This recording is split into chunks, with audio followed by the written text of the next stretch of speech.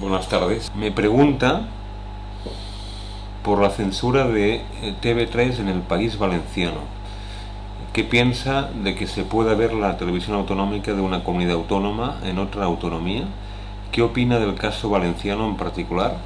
¿Piensa su grupo hacer algo para volver a la normalidad, debe ser? Bueno, pues evidentemente Esquerra ya hace mucho tiempo que viene trabajando sobre esta cuestión, ¿no? No deja de ser un anacronismo y una situación francamente ridícula que hoy, que en cualquier casa se puede ver Al Jazeera, pues qué sé yo, en Valencia o en Castellón no se pueda ver tranquilamente TV3, y al revés, ¿no? Que no se pueda ver en Cataluña Canal 9.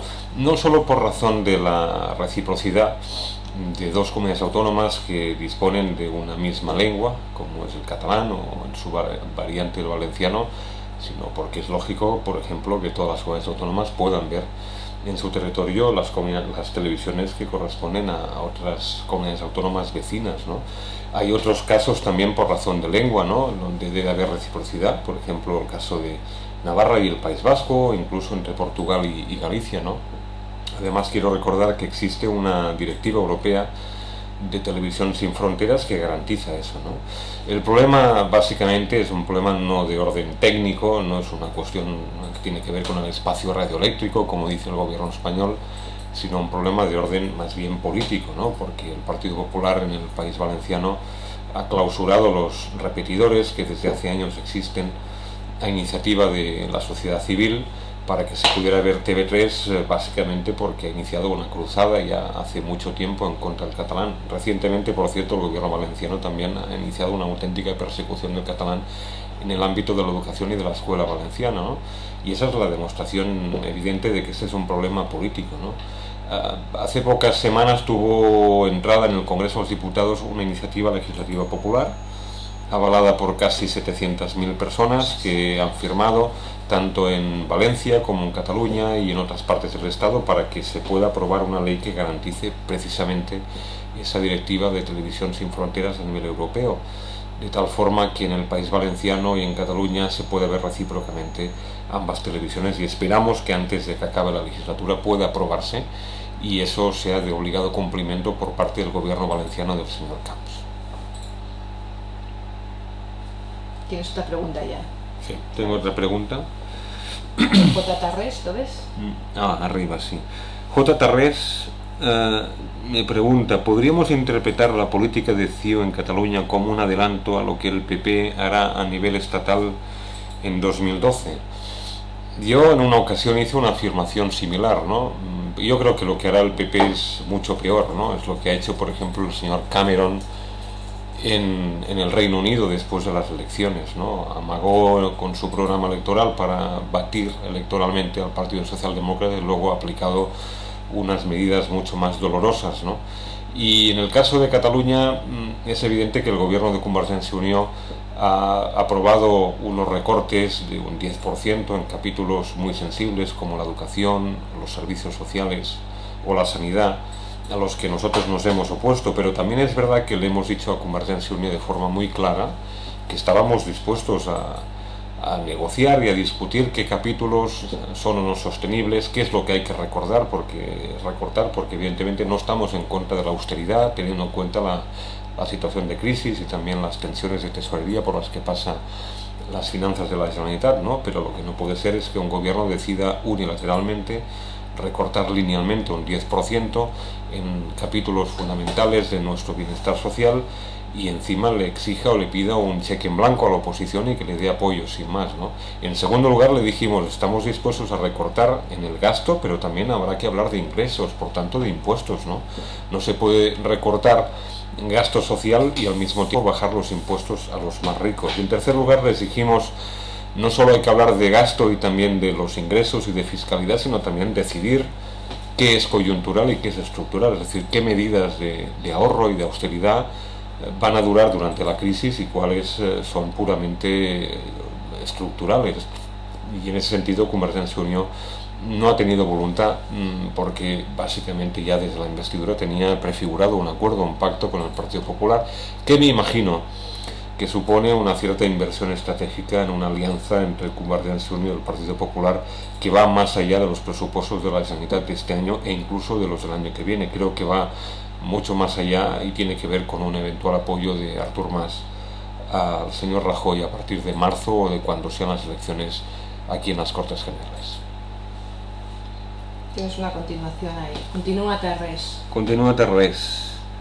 Me gustaría preguntarle por la censura de TV3, ¿no? Continúa Terrés, arriba, sí. ¿Hay forma de frenar las retalladas del gobierno de Mas? ¿Qué valoración hacen sus compañeros de hemiciclo de CiU en sus conversaciones con ellos aquí o en el Parlamento de Cataluña? ¿Cómo justifican estas actuaciones? Bien, yo creo que hay que distinguir dos ámbitos muy distintos. Uno es el de la política catalana y otro, evidentemente, es el papel que CiU ejerce aquí en Madrid, ¿no? Yo siempre he dicho que aquí en Madrid CiU tiene una idiosincrasia muy particular, un ADN que lo lleva a ejercer en la práctica como un partido lobista, ¿no? Como alguien que defiende más los intereses de clase, de carácter económico y social, que no otro tipo de intereses, aunque evidentemente mucho peor es la actitud que a veces adopta el Partido Socialista de Cataluña aquí, cuando sus 25 diputados no siempre defienden los intereses de Cataluña, por ejemplo, votando en contra del fondo de competitividad que el gobierno español nos debe, ¿no? Y en ese sentido, pues yo lamento, ¿no?, que CiU tenga esa actitud, pero lo que está sucediendo en Cataluña es otra cosa muy distinta, ¿no?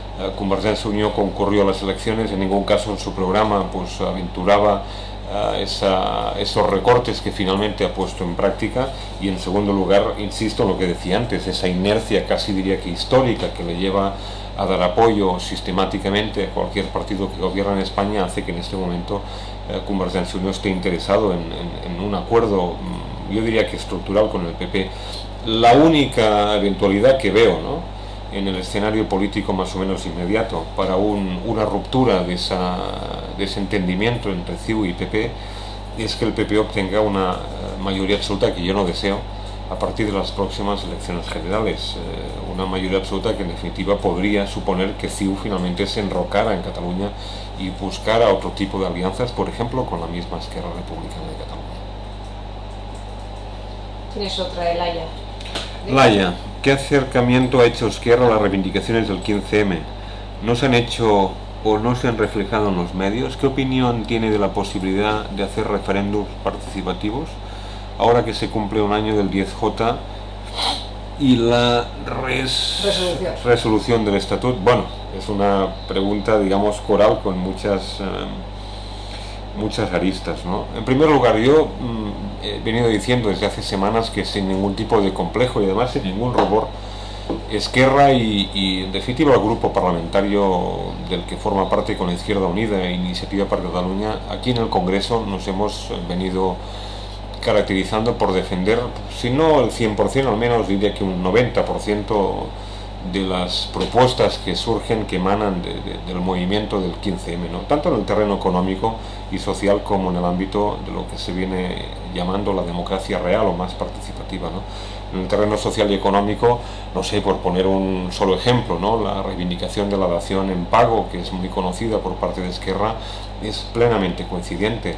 La exigencia de una salida social a la crisis que sea más equitativa y más justa y por tanto con una redistribución de cargas a partir de una fiscalidad también más redistributiva es una medida que Esquerra ha puesto repetidamente encima de la mesa. Hoy mismo le preguntaba en la sesión de control yo al presidente del gobierno en nombre de Esquerra, ¿no? Y por lo que se refiere a cuestiones relativas a la mejora de la democracia participativa, pues no sé, me planteas concretamente, Laia, una pregunta en relación a las consultas y los referéndums. Mira, Esquerra en la última legislatura catalana pues impulsó la llamada ley de consultas populares, que luego el actual gobierno de CiU ha frenado, ¿no?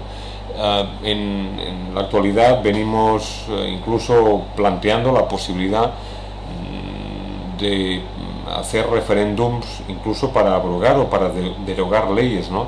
Fíjate que hace pocas semanas en Italia, que es un país de larga tradición referendataria como Suiza o otros países de nuestro entorno democrático, tumbó a través de 5 referéndums, pues 5 auténticas cacicadas del gobierno de Berlusconi, ¿no? Eso estaría muy bien. Aquí incluso referéndums para poder, en definitiva, pues que un cargo electo que se desvía de su programa y de sus compromisos políticos, pues pueda ser removido de su cargo, ¿no? Yo creo que eso sería una medida higiénica, al mismo tiempo que venimos pidiendo, entre otras cosas también, pues una reforma de la ley electoral para que sea plenamente proporcional, o venimos pidiendo pues apostar por otras técnicas de democracia directa, por ejemplo, por facilitar un instrumento como la iniciativa legislativa popular, que está vigente desde el año, si no recuerdo mal, 85, pero que en solo una ocasión en el Congreso ha llegado a prosperar. No deja de ser una anomalía que en más de una ocasión más de 500.000 ciudadanos hayan podido suscribir una ILP, pero que finalmente solo haya acabado siendo ley en una ocasión durante prácticamente 30 años. Creo que hay que flexibilizar y hay que mejorar nuestra democracia participativa, que eso no cuestiona para nada la democracia representativa, que es perfectible, que es mejorable, ¿no? Pero como decía recientemente una pancarta del 15M, pues nuestros sueños no caben solo en una urna cada 4 años. Creo que entre elección y elección el pueblo debe hablar. Esteban. Sí. Esteban me pide una valoración sobre las declaraciones de Bono hace unas semanas sobre los grupos minoritarios en el Congreso que pintan poco. ¿Se han planteado algún tipo de acción? Estas palabras pueden ser pronunciadas por el presidente del Congreso. Bueno, Esteban, debo decirte que no conocía estas declaraciones de José Bono. Francamente, si son así, y supongo que no tengo ningún motivo para dudar de ello, ¿no? Pues son lamentables, ¿no? Entre otras cosas porque vienen de un personaje como Bono,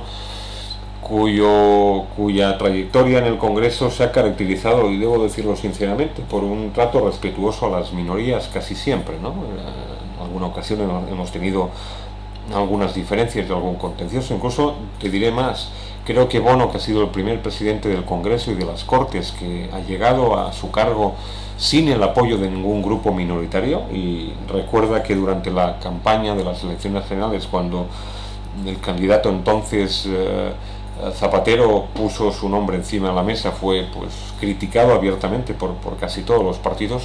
Pues bueno, luego quizá por el complejo de no haber obtenido el voto de ningún grupo minoritario, pues ha tenido finalmente una actitud bastante correcta, ¿no? Que por cierto contrasta y de mucho con la que tuvo su antecesor Manuel Marín, ¿no? Por tanto lo lamento, y además te diré más, mañana cuando lo vea, o hoy mismo si es que tengo la posibilidad de hacerlo, se lo voy a preguntar cómo es posible que no sea respetuoso, ¿no? Es verdad que en las filas del PSOE, no solo del PP, sino del PSOE, y seguramente de algunos personajes como Bono, que forman parte de una cierta estirpe de esa tradición jacobina, ¿no? Del socialismo ibérico, pues en más de una ocasión, recuerdo ahora mismo al propio Rodríguez Ibarra, cómo ha llegado a plantear una reforma de la ley electoral para centrifugar a las minorías o incluso a partidos de implantación exclusivamente autonómico, territorial, ¿no? Creo que eso es una forma de disminuir la democracia e incluso una falta de respeto para millones de ciudadanos que votan otra cosa distinta que no es el PP o el PSOE o el PSOE o el PP. Me refiero no solo a partidos como Esquerra, de ámbito de implantación en un territorio, sino incluso a partidos como Izquierda Unida, que en el Congreso tienen desgraciadamente una representación ultra minoritaria, como es el caso de mi amigo Gaspar Llamazares, aunque a sus espaldas lleva pues el apoyo de más de 1 millón de personas. Bueno, la siguiente pregunta está partida en dos porque es muy larga. ¿Es unos puntos suspensivos? Sí, practicadas en España. No, el anterior. Hay un vídeo circulando por internet. Hay un vídeo circulando, leo aquí, hay un vídeo circulando por internet del recién estrenado ministro de Interior Antonio Camacho, en el que se hace apagar la cámara cuando un periodista extranjero le pide explicaciones sobre las valoraciones de Amnistía Internacional y el Consejo de Europa sobre las torturas. Bueno, lo he visto hoy en un medio de comunicación escrito, no he tenido la oportunidad de ver el vídeo, lo cual evidentemente no me permite hacer un pronunciamiento muy explícito, ¿no? Pero de entrada me parece una actitud autoritaria y muy poco democrática en la medida en que un alto cargo, me imagino que cuando hizo estas declaraciones era secretario de Estado, pues eludía una pregunta que además de una pregunta que se basaba en el testimonio de una investigación, de un informe de una organización de prestigio internacional como Amnistía y además de un órgano como el Consejo de Europa, cuyas resoluciones en materia de torturas pues deben vincular políticamente siempre al Estado español y a sus instituciones, ¿no? Me parece una auténtica falta de respeto no solo para su interlocutor, sino también una forma también de despreciar o de no respetar suficientemente la autoridad de estas instituciones, ¿no? A ver, Laura, ¿no? Laura 77. Laura 77, señor Ridao, quisiera una valoración personal sobre este año político. Está claro que la economía, las fluctuaciones europeas en cuanto a la valoración de España y países mediterráneos ha dirigido el debate parlamentario, pero también el 15M. Y continúa, mira, en el 15M, o sea, el siguiente, ha hecho saltar por los aires lo que algunas convenciones en ambas partes preestablecidas. ¿Considera que este ha sido un año al uso o especialmente intenso? ¿Cómo afronta el curso político que viene a nivel estatal y a nivel de partido Esquerra?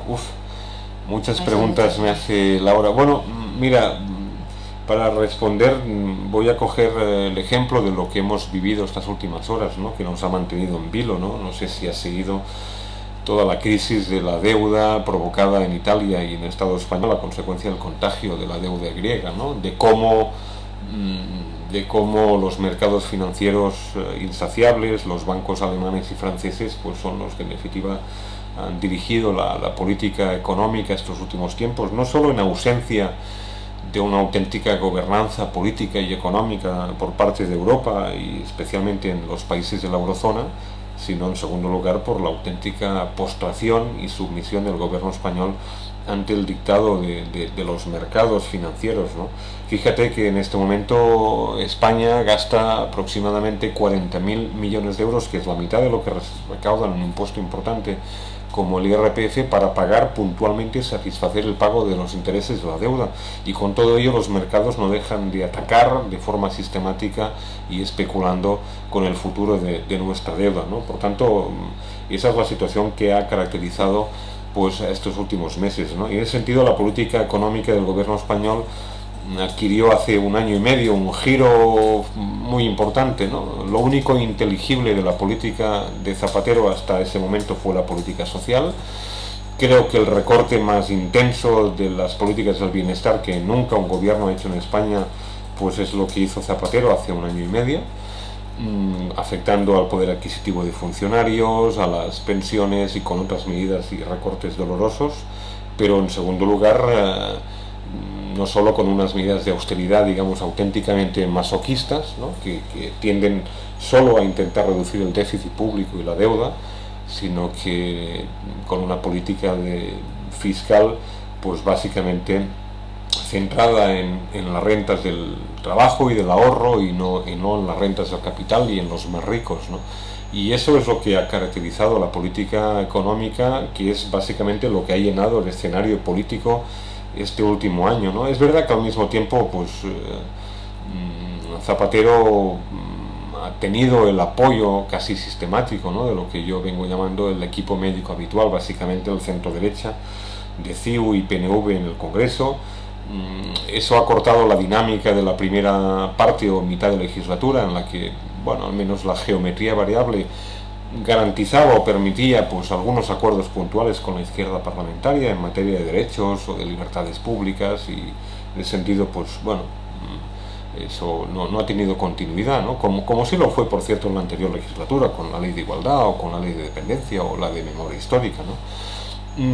Y finalmente pues bueno, estos últimos meses y particularmente estas últimas semanas pues tienen un cierto aire plenamente preelectoral, ¿no? Además con un debate que seguramente interesa poco en la calle, ¿no? Pero que tiene que ver con la fecha electoral, si Zapatero avanzará o no las elecciones. En ese sentido nosotros le hemos dicho a Zapatero que no es que Esquerra tenga ninguna ansia de que vuelva a la derecha al poder, lo que quisiéramos ver es a la izquierda en el gobierno, que es una cosa muy distinta, ¿no? Y en ese sentido pues le hemos exigido en el último debate de política general un giro a la izquierda, Tendría el apoyo de Esquerra para hacerlo posible, si por ejemplo en materia de fiscalidad pues hubiera un cambio importante y por ejemplo en materia de derechos también, ¿no? Y por ejemplo si considerara seriamente buena parte de las medidas, como tú me dices, del 15M, ¿no? En relación a Esquerra, pues bueno, tenemos un panorama complicado. Es cierto que el último ciclo electoral lo hemos culminado a la baja. Yo hace pocas fechas decliné la posibilidad de dirigir Esquerra como presidente, básicamente para favorecer la concordia y la unidad interna en el partido.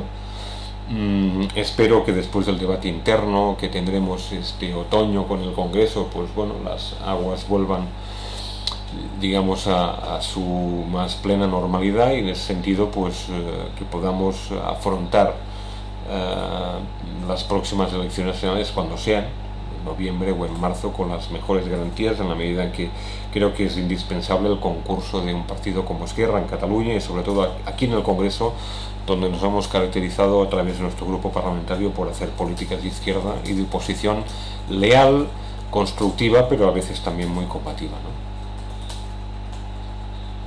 Esteban, ¿no? Esteban sí. Me pide por bajar los impuestos de izquierdas como... Señor Ridao, bajar los impuestos de izquierdas, sí, como aseguró ZP. Sí, Esteban me dice, señor Ridao, bajar los impuestos de izquierdas como aseguró ZP. Bueno, eso lo dijo Zapatero cuando todavía no era ni tan siquiera presidente del gobierno, ¿no? Yo creo que además esa divisa, ¿no?, y ese aforismo de Zapatero le ha sido luego muy criticado. Yo mismo utilicé esa frase en el último debate de política general, ¿no?, entre otras cosas para demostrar que la regresividad fiscal, es decir, la rebaja de impuestos, sobre todo las rentas más altas, operada no solo por el PSOE, sino también por el PP a partir de 2001, quiero recordar rebajas sustanciales en el IRPF por parte de José María Aznar con el apoyo del PP, pues entre otras cosas ha supuesto, según que afirma el propio Fondo Monetario Internacional, poco sospechoso en este caso de defender los intereses de las clases populares,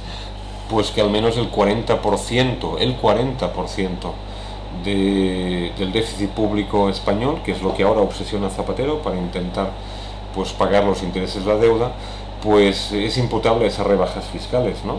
Hoy le preguntaba al presidente del gobierno en la sesión de control, que ahora que va disfrazado de izquierdoso su candidato Rubalcaba y al parecer quiere subir los impuestos a los banqueros, ¿no?, ¿cómo es posible, por ejemplo, que en 2008 aprobara el llamado aguinaldo a los banqueros, que supuso bajar del 43 al 18% el tipo del IRPF para las rentas del capital o los bienes mobiliarios? ¿Cómo es posible, por ejemplo, que suprimiera el impuesto de patrimonio, que supuso una rebaja de ingresos de 1.200 millones de euros, y que además se negara sistemáticamente, a instancia de Esquerra o de Izquierda Unida, a restituir el impuesto de patrimonio para las grandes fortunas? Y cómo, por ejemplo, pues no ha sido capaz de reformar la SICAP, ¿no?, ese instrumento financiero de que hacen uso los más ricos, que tributa solo el 1% del IRPF hasta que aflora la plusvalua, ¿no? Y por tanto eso lo ha hecho un gobierno que se dice de izquierdas, y eso es lo que hace buena la frase que en su día dijo Zapatero y que tú muy bien recuerdas, de que bajar impuestos parece que es de izquierdas también, ¿no? Vamos a ver, Robin me pregunta por las posibilidades de reformar la ley electoral, posibilidades reales, ¿no? Parece que su compañero de grupo, Gaspar Llamazares, ha hecho causa personal con esto. ¿Cambiarían mucho las cosas? ¿Es este el único problema de la izquierda? Evidentemente que no. No es el único problema, pero es un problema grave, ¿no? El sistema electoral español no es muy proporcional, lo es en un 84-85% en el mejor de los casos, ¿no? Para saber cómo es de proporcional el sistema, lo que hay que hacer básicamente es dividir el número de votos por el número de escaños, y se ve claramente cómo hay un gran partido damnificado, que es Izquierda Unida, que podría tener entre 15 y 16 diputados y ahora solo tiene uno, ¿no? O incluso partidos como Esquerra, que son de implantación territorial, pero que en circunscripciones con una magnitud elevada de población, como Barcelona, etcétera, pues son claramente castigados por el actual sistema electoral. Un sistema electoral que tiene, entre otros problemas, no solo la fórmula o la regla proporcional, que es la ley de Hont, que perjudica a los partidos minoritarios, sino también el tamaño de la circunscripción, la provincia, que es muy grande, y sobre todo una cosa que es lo que técnicamente llamamos el prorrateo, es decir, el hecho de determinar mínimo 2 diputados por provincia que se los acaban repartiendo entre PP y PSOE, ¿no? Y eso penaliza claramente a los partidos llamados minoritarios, ¿no? Se trata de trasladar proporcionalmente pues, el número de votos al número de escaños, ¿no?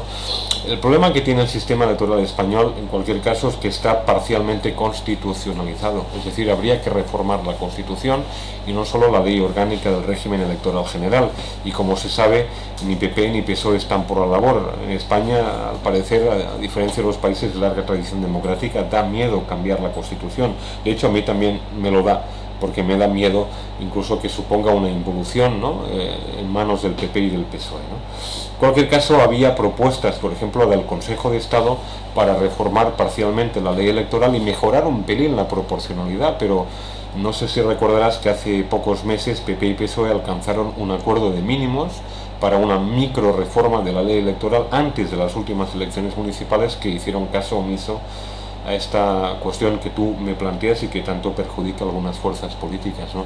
Soy francamente escéptico, aunque ahora Rubalcaba se acuerda de esta cuestión y lo plantea en su programa electoral para las próximas elecciones. Loren me pregunta cómo acudirá Esquerra a las elecciones de 2012. Se plantea coaliciones, pactos, apertura al 15M, etcétera.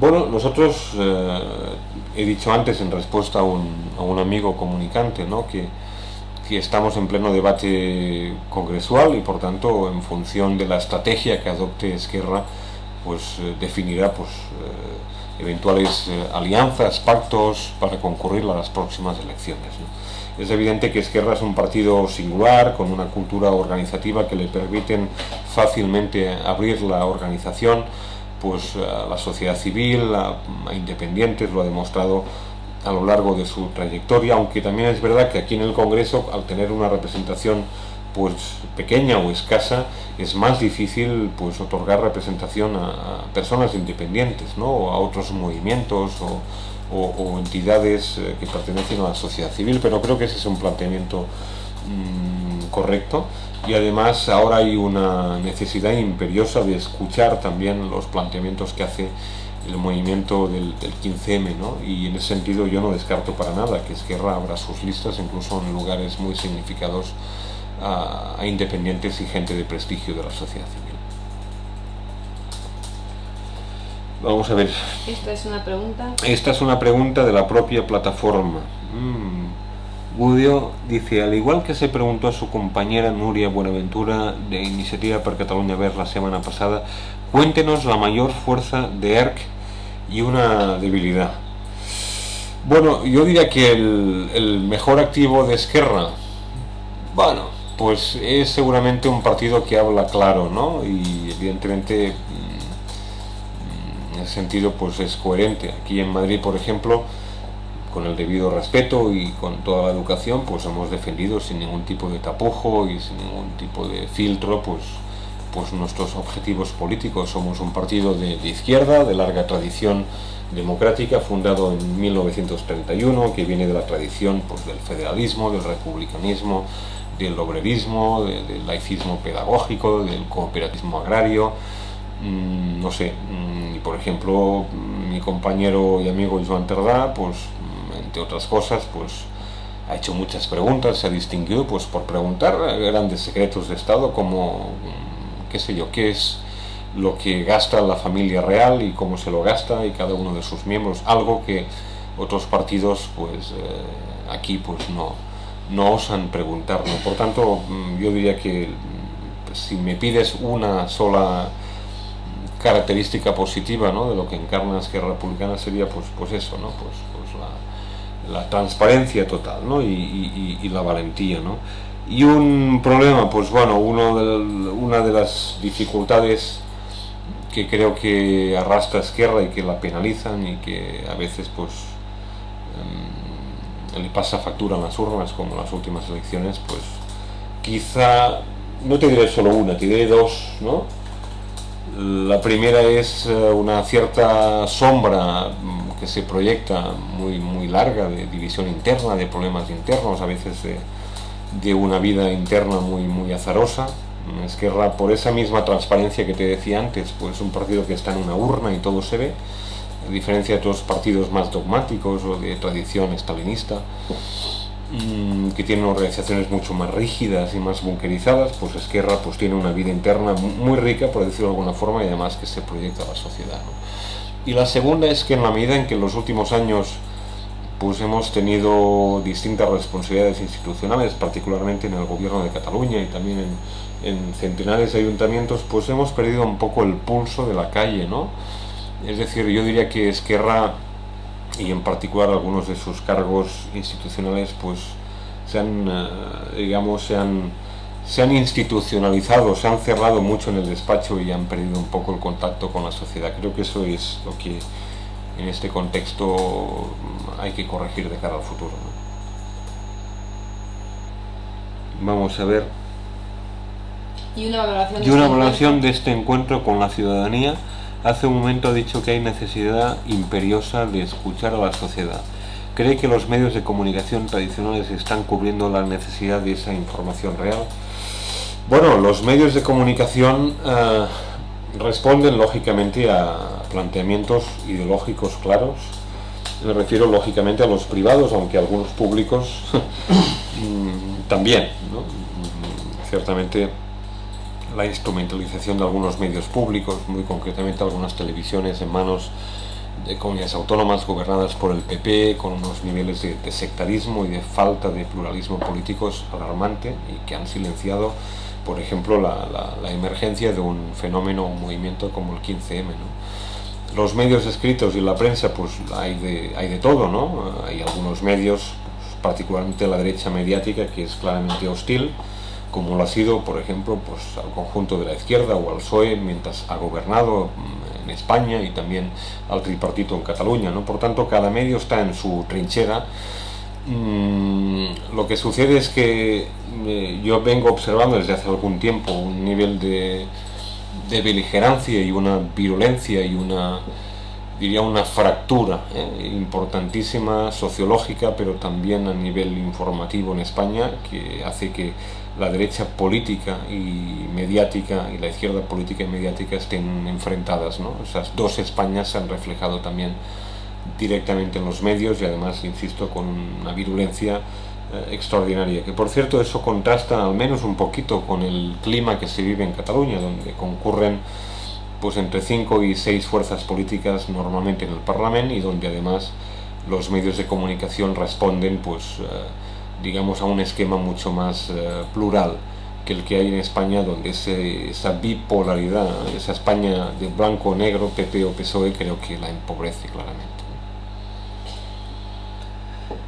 ¿Y el político? Y el político se ha dormido, se ha acomodado demasiado a la comodidad de la representación pública, acepta la crítica a la clase política.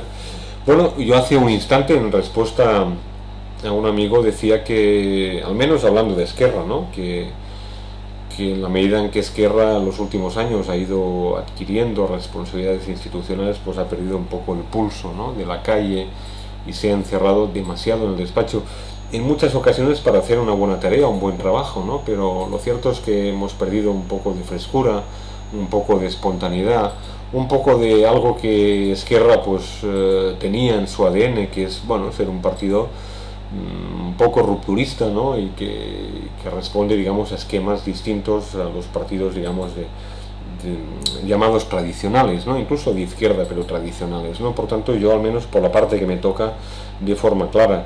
En relación a otros partidos, sobre todo los partidos mayoritarios, ¿no?